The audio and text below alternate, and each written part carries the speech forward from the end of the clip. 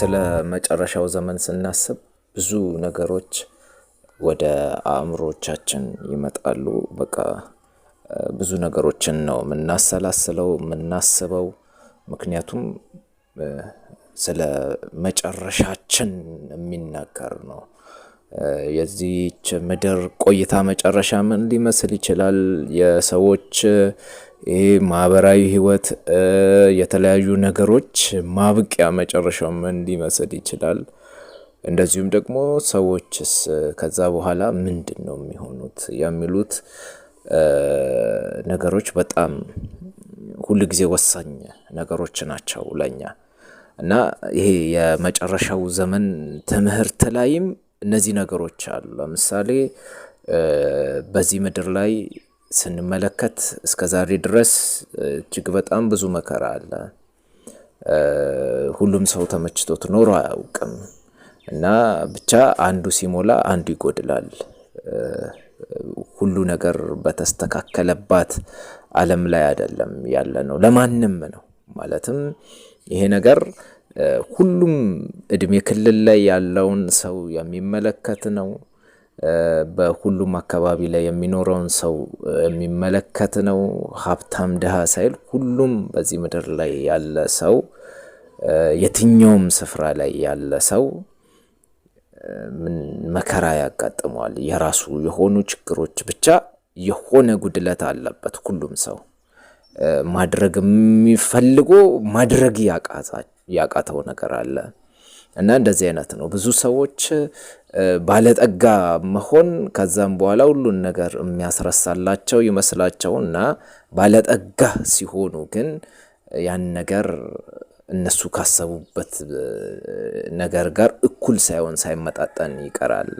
ስለዚህ ያንን ደስታ ፍለጋ ድጋሚ ሌላ ነገሮችን ያደርጋሉ፣ ድጋሚ ወደ ሌላ ነገር ይገባሉ። በስተመጨረሻ ፍለጋው ሳያረካቸው ሲቀር፣ የደረሱበት ቦታ ሳያረካቸው ሲቀር፣ ያሰቡትን ነገር ሳያገኙ ሲቀሩ እነዚህ ሰዎች በስተመጨረሻ ራሳቸውን ሱሳይድ ያደርጋሉ ማለት ነው። ለምንድነው የሆነው ስንል ይህች ዓለም በበቂ ሁኔታ ሁሉንም ሰዎች ማስተናገድ ስላልቻለች ነው ማለት ነው።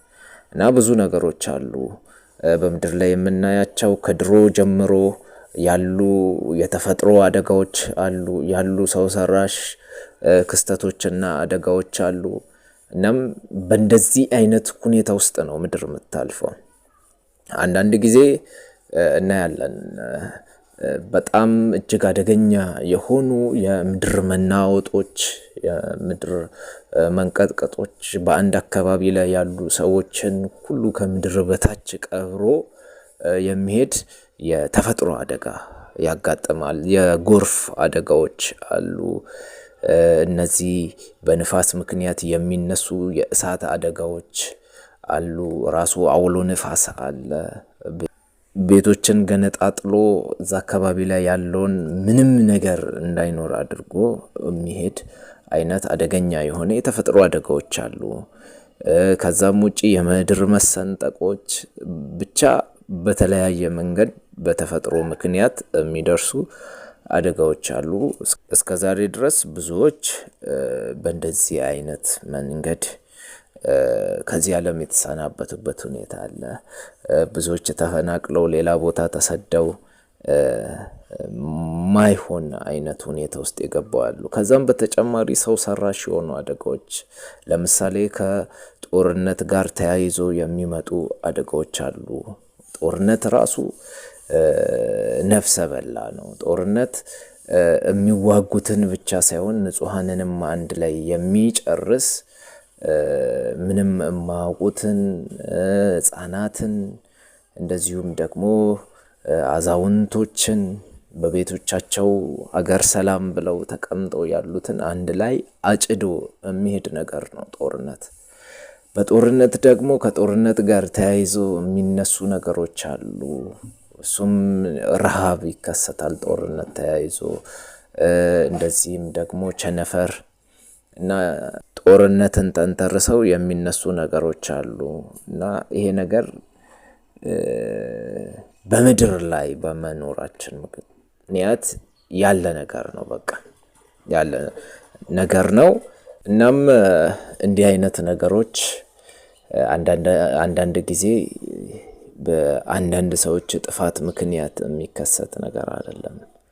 ናቺ ምድር ልዩ ልዩ ፈተናዎች ታዘጋጃለች ለሰው ልጆች። ስለዚህ ሁሉም ሰው ይሄ ነገር ታዲያ ማብቂያ የለውም ወይ? በቃ እዚህ ጋር ይበቃል፣ ከዚህ አልፋ አትሂድ የሚባልበት ያ ነገር ድንበር የሚበጅለት ጊዜ የለም ወይ ብሎ ያስባል።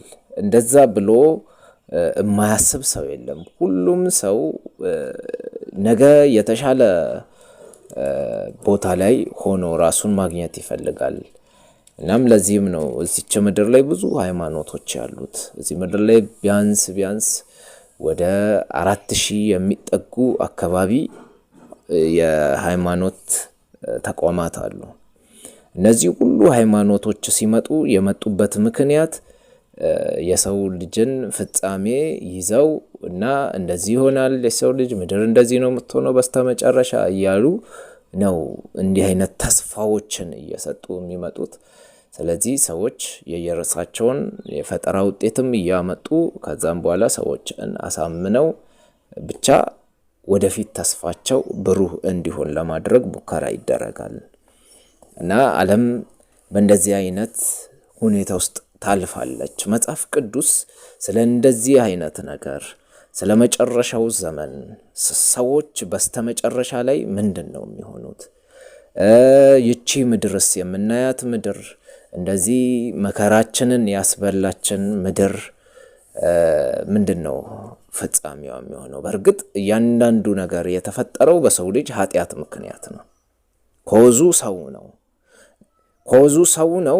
ስለዚህ ምድር ደግሞ ለሰው ከፋች እና ብዙ ነገሮችን እዚህ ምድር ላይ የሰው ልጅ በመምጣቱ ምክንያት ብዙ ነገሮችን ያሳልፋል ማለት ነው።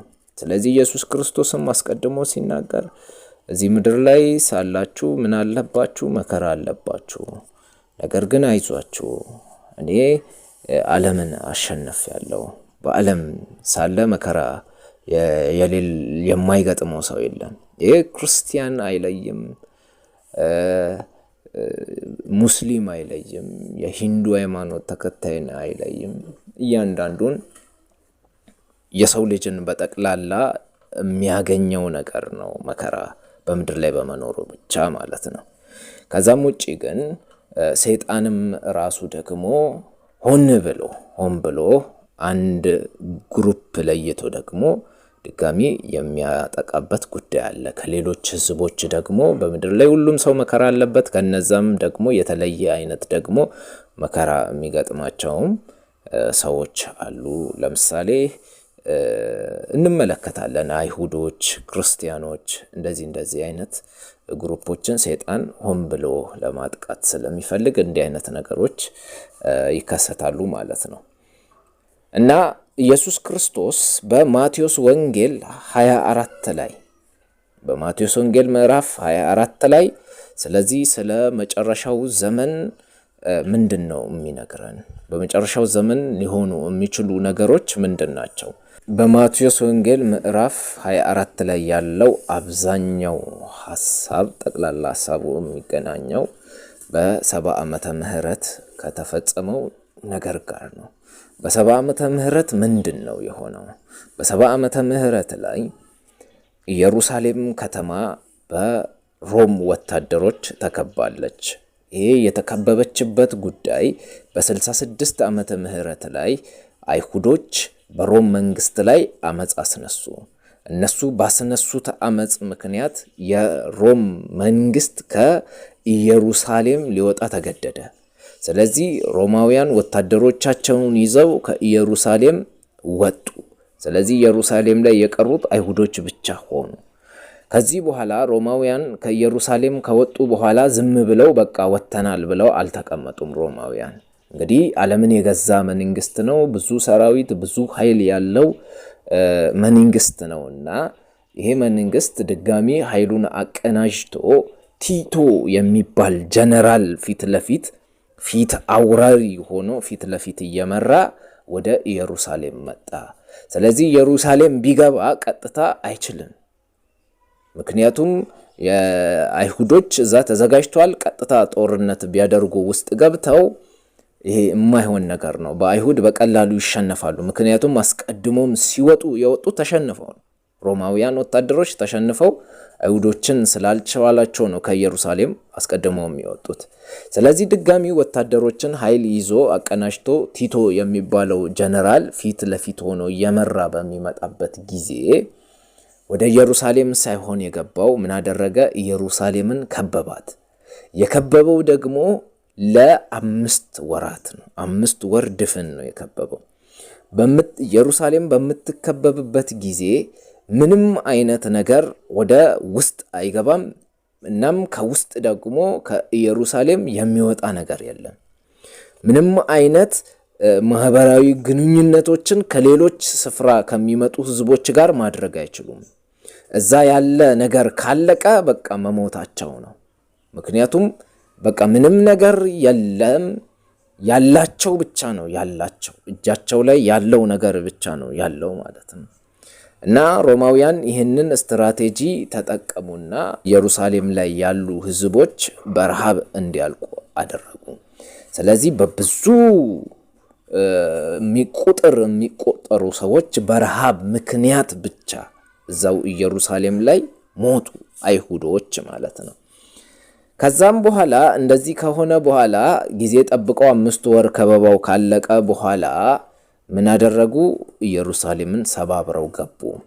ሰባብረው ከገቡ በኋላ ሙሉ ነገሩን አወደሙ፣ በእሳት አቃጠሉ ኢየሩሳሌምን። በእሳት ካቃጠሉ በኋላ ቤተ መቅደሱንም አቃጠሉት። ቤተ መቅደሱን በሚያቃጥሉበት ጊዜ ቤተ መቅደሱ በነጭ ድንጋይና በወርቅ ነውና የተሰራው፣ ወርቁ በእሳት ሲቃጠል ቀልጦ ድንጋይ ውስጥ ይገባል። ስለዚህ ያንን ወርቅ ለመውሰድ ደግሞ ድንጋዩን ሰባበሩ፣ አፈራረሱ ቤተ መቅደሱን።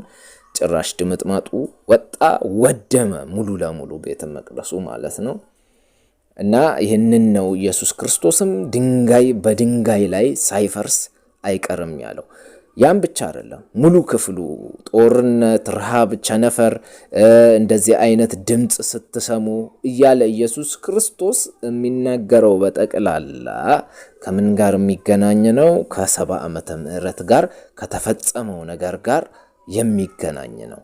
ነገር ግን ያ የተፈጸመው ነገር ብቻ አይደለም ጉዳዩ፣ ያ ምልክቱ ነው። ነገር ግን ከዛ የሚያልፍ ጉዳይ አለ። የሆነ ጊዜ ላይ የሚፈጸም ነገር አለ። የሚፈጸመውም ደግሞ 70 ዓመተ ምህረት ላይ እንደተፈጸመው በዛ ህዝብ ላይ የሚፈጸም ከዛ ህዝብ ጋር የሚገናኝ አንድ ታሪክ አለ፣ የቀረ ታሪክ ማለት ነው። እና ይህንን ነው አሁን መጨረሻ ዘመን ላይ የሚሆን ነገር ስለሆነ ይሄ ነገር በመጨረሻ ዘመን ላይ ሲሆን ምንድን ነው ሂደቱ እና እንዴት ነው የሚሆነው የሚለውን ነገር ነው ኢየሱስ ክርስቶስ በዚህ ስፍራ ላይ እየነገረን ያለው። ስለዚህ ይህንን እየተመለከትን ነበረ።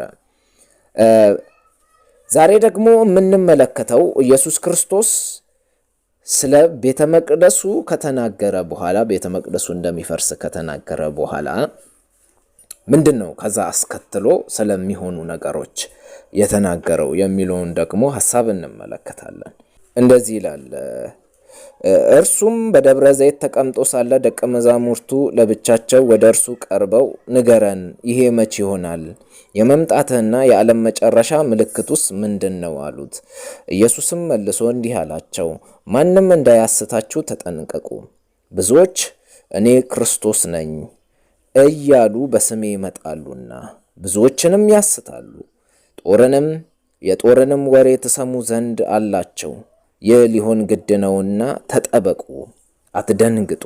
ዳሩ ግን መጨረሻው ገና ነው።